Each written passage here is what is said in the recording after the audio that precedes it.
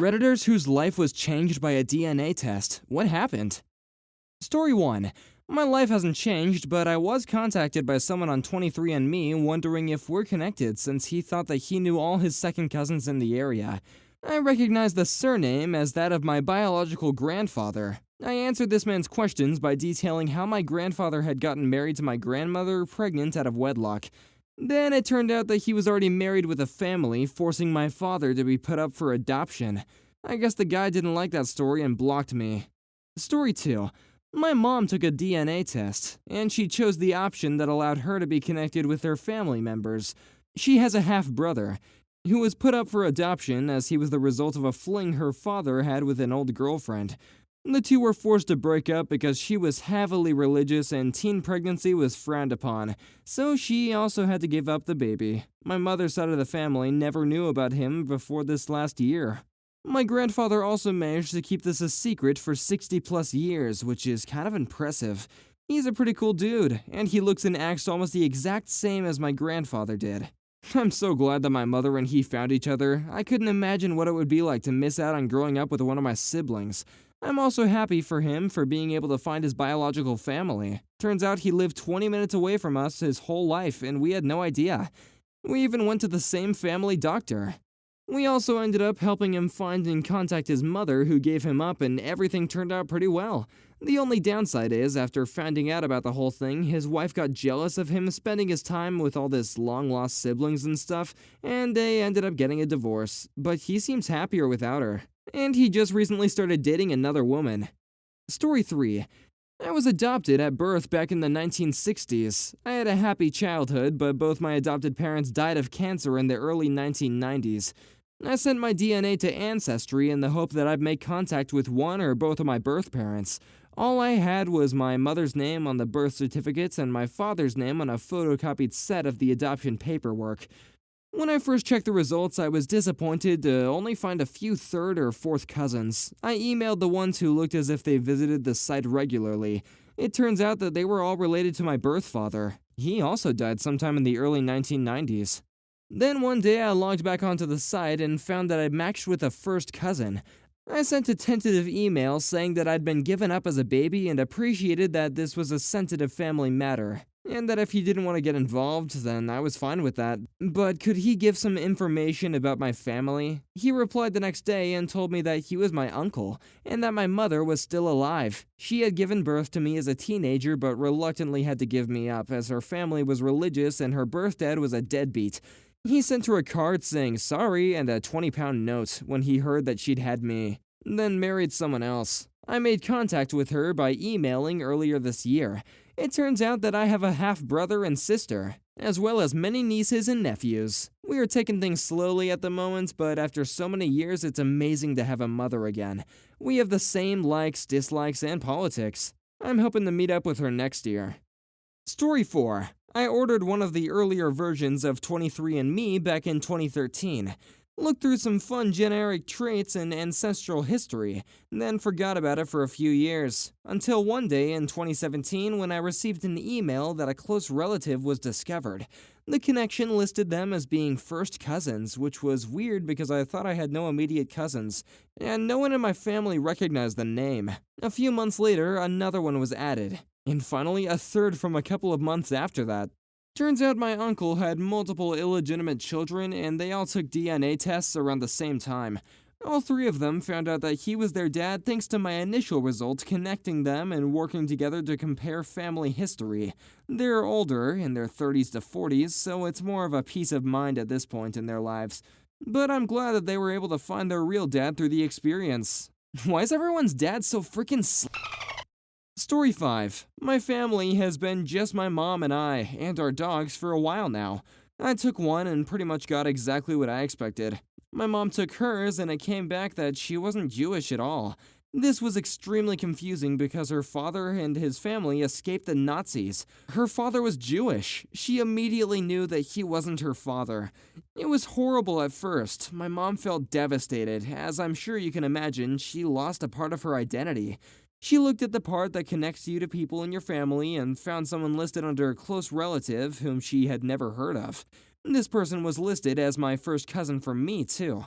My mom's parents hadn't spoken to her in decades, so there was no asking them. She reached out to my close relative and found out that his parents lived in the next door to my mom's parents before my mom turned 1. My mom remembered the rumor that one of her cousins told her when she was little. Her mom had an affair with the next door neighbor. Turns out the next door neighbor was my mom's real father.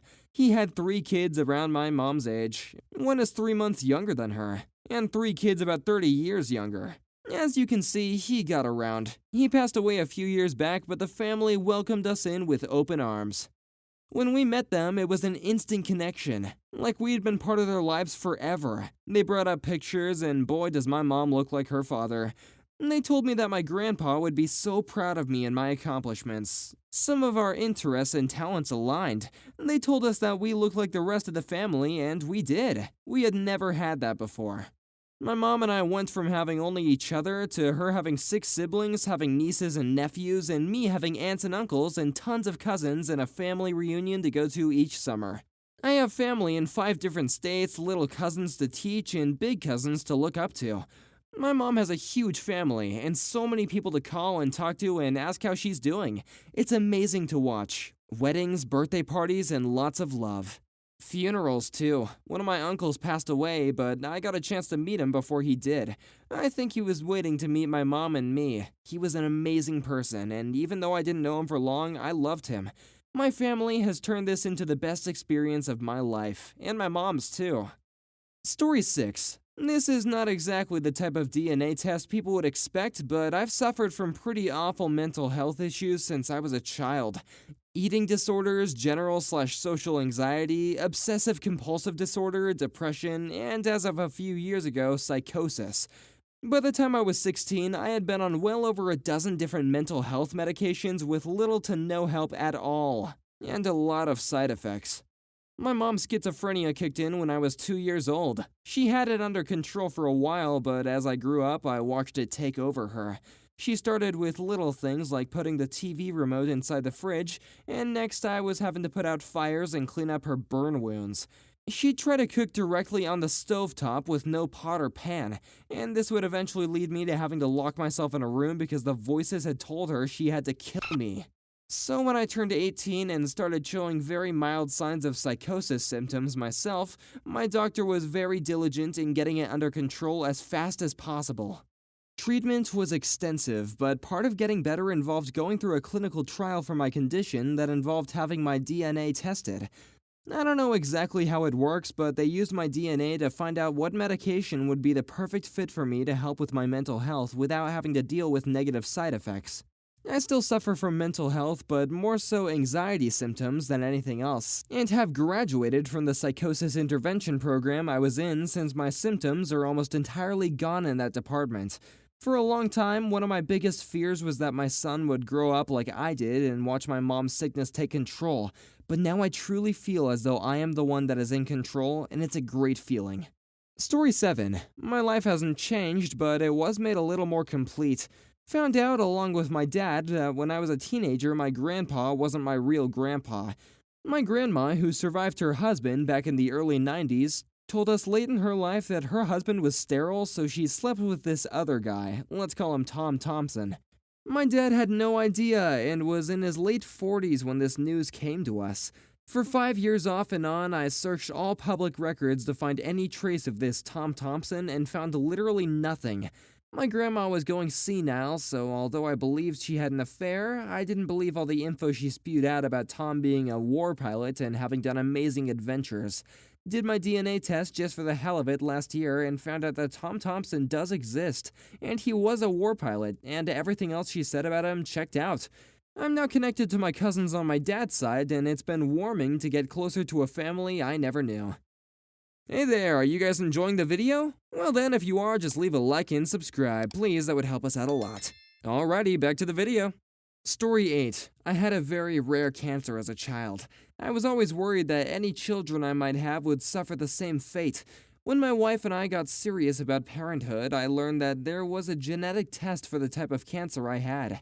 I submitted a sample and it came back completely negative for any cancer markers, meaning that my kids would essentially have no chance of developing the same disease. This was a relief, but at the same time, it meant that my cancer was completely spontaneous, which changed an incredibly rare cancer into an almost impossible cancer. This profoundly illustrated just how little control we humans have over our fate. Story 9. I have one full-blooded Native American ancestor. This did not change my life. What did was that through this, I was able to find parts of my birth family. And they had family lore that they were significantly Native American and sort of looked apart. I ended up telling them that they did have one ancestor, but one ancestor 5 generations back means nothing. Furthermore, my grandmother was forced into a marriage at 14 or 15 in some hick town in Idaho by her parents, who wanted their friend to have a companion. That friend was in his 30s. She had 3 children pop out before she was 20. In the dark of night, she escaped to California and married a new man that she lived with for the rest of her life. Their younger son is my father. I was able to get in touch with the children of the first marriage, and they had an attitude toward my grandmother that was not altogether undeserved. She did abandon them. After I added some context, they relaxed their judgments a bit. My heart goes out to your grandmother, and it's nice that her first kids didn't resent her as much. They probably didn't know the full story. Story 10. I had been searching for my biological father for 10 years. When I took my DNA test and I got the results back, I found out A. My bio father was 14 when I was born. B. My father was 20 when I was born. C. My father died when he was 24. D. He was murdered by his best friend. E. That there was a Lifetime original TV series with an episode dedicated to his murder. F. That I had a half-brother. G. My half-brother didn't know the person he called his dad his whole life wasn't his dad. Q. Existential crisis. Story 11. Growing up, I had 2 half-brothers and 3 half-sisters from my parents' previous marriages. I was told that my father's wife had cheated on him with another woman and he caught her, and that was the end of that. And my mom told me that he had caught her husband with another woman, so they divorced. They got married and had me, hence I was the only child they had together. The sister closest to me in age, she is 6 years older than me, got a DNA test done, and lo and behold, she is my full sister. We had asked my father numerous times after my mother died if she was my full sister, and he denied it till his dying day. She didn't get the test done until after he passed away, so my parents were having an affair for at least 6 years. It hasn't changed my life, though. I only have a relationship with my one brother, and that's just fine with me. Story 12. My mom did a DNA test for Christmas just to get a better understanding of her background. She's adopted, but has met her biological mother. Bio mom had previously given up the first name and nationality of bio dad, but did not have any other information through which we could find him. When the results of the test came back, they had a 99% match with a full name for a biological father. This person was a completely different name and nationality than what bio mom had told us. Also connected to this new father were the names of the woman that would be my mom's half-sisters. My mom reached out to the new bio dad and sisters with hopes that they would be willing to speak with her. One of the sisters responded, but unfortunately she says that her dad is a very private person, claims to have no recollection of meeting bio mom, and is not interested in talking to my mom. I feel horrible for my mom. It wasn't her fault that she was born, and it wasn't necessarily bio dad's fault that this happened and he didn't know. But it did happen, and I wish he would at least be open to talking to my mom. She doesn't want money or anything at all, just understanding of herself. Story 13. I grew up being told my father had died before I was born. When I was 14, my godmother got drunk one night and let it slip that my mom had been lying to me and my father was still alive and well and living in another state. I did some research and tracked him down. He said that he knew about me and had even met me once when I was 6 or 7, and he was a guest at one of my mom's parties. I have no recollection of this, and my mom had lots of parties and people in and out of her life. He said that he didn't think he was my father because it was a one-night stand with my mom, but he would submit to a DNA test to be sure. This was a long time ago, and I had to go through the family courts to get a paternity test back then, so obviously I had to tell my mom that my godmother had told me her secret. My godmother was furious with me and never spoke to me again. She died 8 years later, and she was a very wealthy woman with no children or close relatives left. I was originally going to inherit everything, and she always told both me and my mother that she was leaving everything to me. She changed her will and left everything to the church instead. The DNA test did prove that he was in fact my father. We tried to maintain a relationship for a couple of years, but he never really wanted a kid, or any effort toward a relationship on his part was half-assed. I haven't spoken to him since 2006. There was no falling out or argument during our last conversation. But when I hung up the phone after talking to him that day, I just decided that I wasn't going to initiate our next conversation like I always had before. I was just going to wait for him to call me. He never has, and my phone number hasn't changed. He has, though. He moved to a different state. It's your grandmother's fault that she got drunk and told you, no one else's. Most people finding out their father wasn't dead would have done the same thing, and you shouldn't have been led to believe he was dead in the first place. Story 14. So it wasn't my DNA test, it was my sister's. I had been feeling extremely sick for the past 2 years. Seizures, fainting, migraines, my stomach always bloated. My stomach constantly hurting and feeling like someone was pushing on it from the inside out. Eczema, tiredness, lactose intolerance, hair fell out and grew so slowly, diarrhea, and when I wasn't having diarrhea, constipation. I had only told the doctor about the seizure and fainting parts. I was embarrassed about the rest. They tested my heart and did electrocardiograms, sonograms, and blood tests. Everything came back fine, so they tried neurologically. I only had about 4 seizures and was mainly fainting, not having seizures. Well, they wanted to know if my fainting was mini seizures, so they did an electroencephalogram. I had 2 types of fainting, one where I felt my blood pressure drop, and another was when I had a migraine so painful that my body would just pass out from the pain. They hooked me up and sleep-deprived me to try and trigger one to happen. Well, I got one of my migraines and passed out. Woke up and asked for pain meds since it still hurt so bad. But they refused and I ended up passing out again.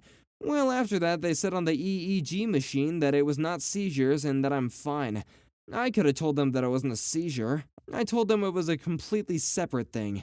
They told me that it was all in my head and to go and see a psychiatrist. After that, it was a constant get a job and you're fine. We took you to the doctor and did every test in the world. You're fine. You're such a fucking hypochondriac. It's all in your fucking head from my parents. The turning point was when I had diarrhea every time I, farted. And it wasn't like a slight wet fart, it was like something turned on a faucet and I couldn't shut it off. I had to wear diapers for like 2 weeks straight. I had cut out dairy, so it wasn't that. I looked up food intolerances to try and fit this. Gluten came up and cut out gluten for a month. Everything felt better, even the fainting and migraine stopped. I was no longer in pain. My sister shows me her DNA test. And one of the things she had was one of the celiac genes. I had heard celiac was a form of gluten intolerance. I looked it up and found out that it wasn't just an intolerance, it was a full-on autoimmune disease. Every symptom fit. People who had the disease were eating gluten, some had reported fainting, and seizures were one of the symptoms because the autoimmune can cause epilepsy. Went to the doctor to do the blood test. You have to be eating gluten for 12 weeks to get an accurate test, so I went back on. I never realized how bad it had been. My driving was significantly impaired, I got confused easily and forgot where I was, and the brain fog was crazy. I couldn't drive, so I stopped and went to a gastroenterologist. He did a surgery where they put a scope down his intestine and took samples as well as a gene test. Came back positive for both genes and had damage to my intestines. My 2-year nightmare was over. I can drive now, work, and just live. And my parents can't call me a hypochondriac for it anymore. Story 15. I found out at 50 years that I was calling the wrong man dad. Mom denies doing anything wrong but admitted to an affair. I haven't spoken with my mom and now stepdad in nearly 2 years.